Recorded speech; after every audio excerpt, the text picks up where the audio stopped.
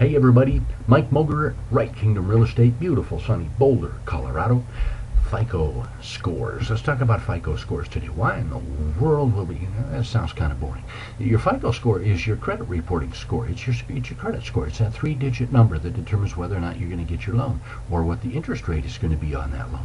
But even if you decide never to borrow money for any reason in the future from any institution in the future, your FICO score is still important. Let me tell you why.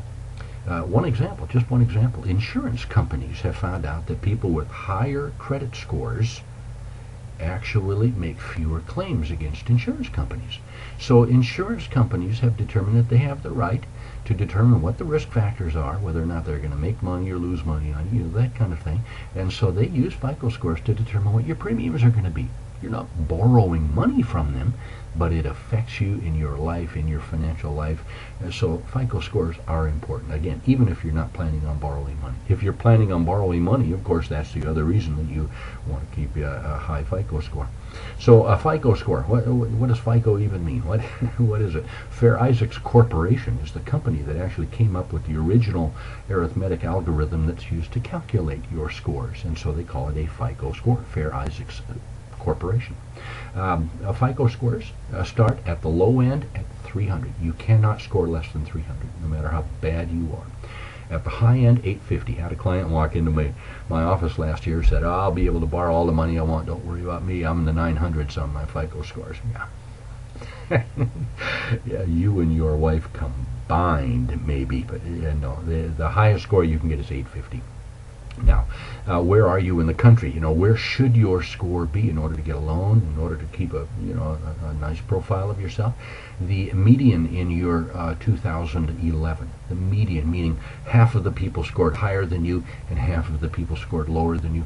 The median score 723. Another statistic may be useful to you. 60% of the people in this country have a FICO score less than 799. Higher than 650, so you'll probably want to be in there, or higher is better. Higher is better. Always in FICO scores, higher is good, lower is bad. All right. So let's say you find out you have a low FICO score. What can you do about it? Well, let's find out. First of all, you have the right by federal legislation that was signed into law. I'm sorry, I don't remember the year, but it's been around for a long time. The FACT Act. Now, what does that mean? FACT Act was a Fair and Accurate Credit Transactions Act. Actually allows for you for free to get a free credit report from any one of the top 3 credit reporting agencies in the country. Those 3 agencies are Equifax, TransUnion, and Experian. Those are the 3.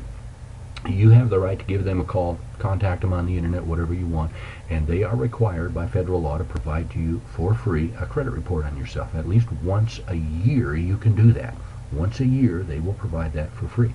So if you get that credit report from these 3 credit reporting agencies and you don't like what they look like, here's what you can do. Here are the 7 most important things you can do to increase your FICO score. Are you ready? And the first things I'm going to mention are the most important, the last things the least important. Payment history, number 1. If you make your payments on time, great. Know that if you're 30 days late, 90 days late, that kind of thing on credit cards, that will automatically fall off your credit report and the calculation for it after 2 years in history. It only looks at the last 2 years. So if you can, just make your payments on time for the next 2 years and you will increase the value of your credit score. Number 2, credit utilization score. There's one to drop in at the local cocktail party. What in the world is that? The credit utilization score means how much money do you have that you can borrow, that you can access, and how much do you access? How good are you at using the credit that you have?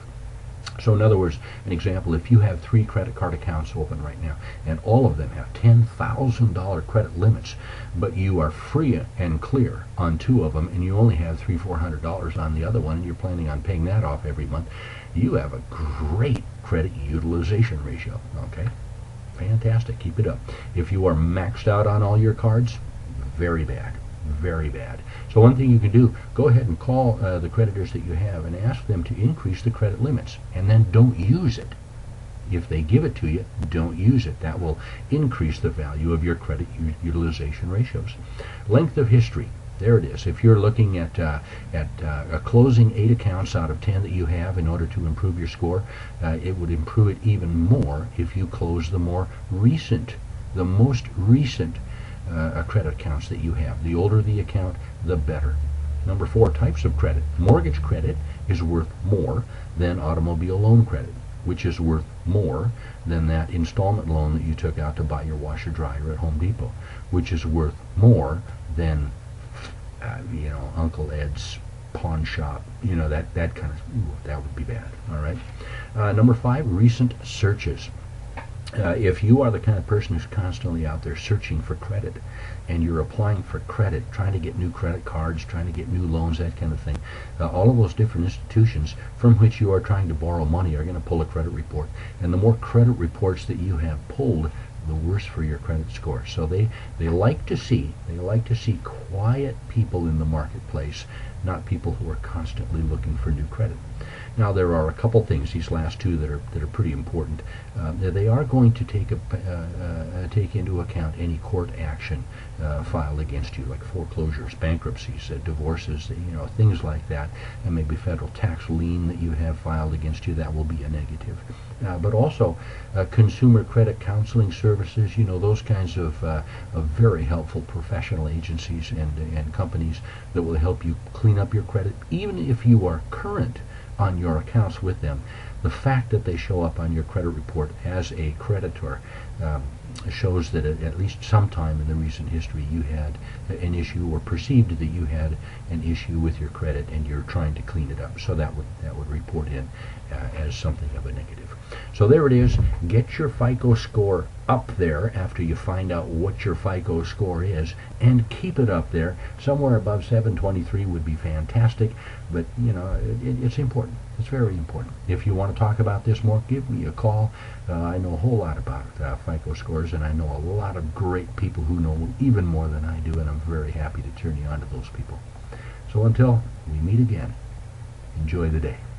Bye now.